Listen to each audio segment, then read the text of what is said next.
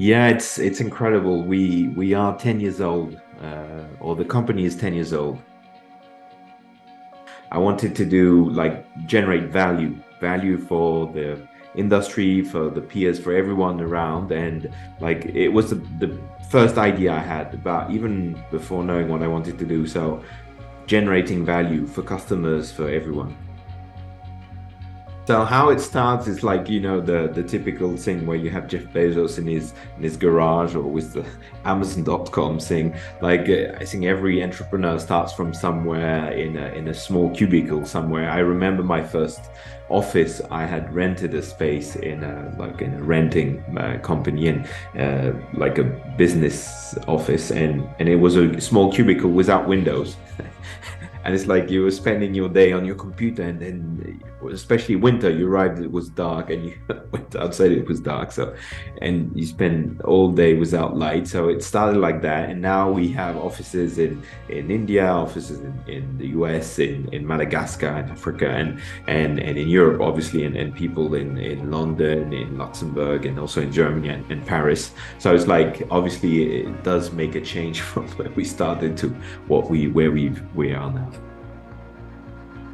So 10 years of a small company, or like a startup, a scale up, and then a more mature company, there's like for me it feels different lives a bit, in like different places where you've been, a bit like when you get a family, you get married, you get have a first flat, you get another one and another one. There's different lives in that, and for me it's different timings where we had different people, and like all the people who came, a lot of them are still in the company, some have decided to go in different other companies, and all of them have that all of them were really precious to me, and like I'm a people person, and that was, all of them are special. I can't talk of all of them, but here's that's quite a long list.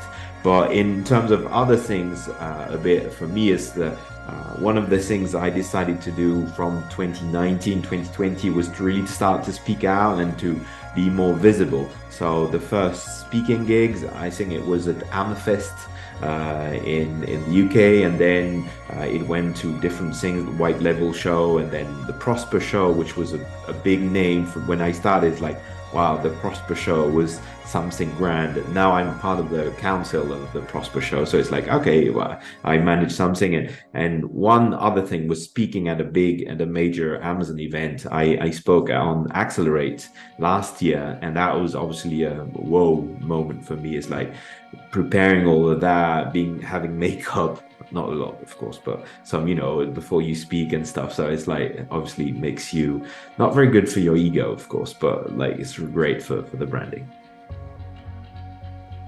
I think that's what really is the red thread for me, is okay, how are we going to go on bringing even more value to all the stakeholders, and being true to that is what will make us, I believe, successful. So the next 10 years is difficult to predict, because AI is coming, and it's probably will have a storm, like it probably in a positive way.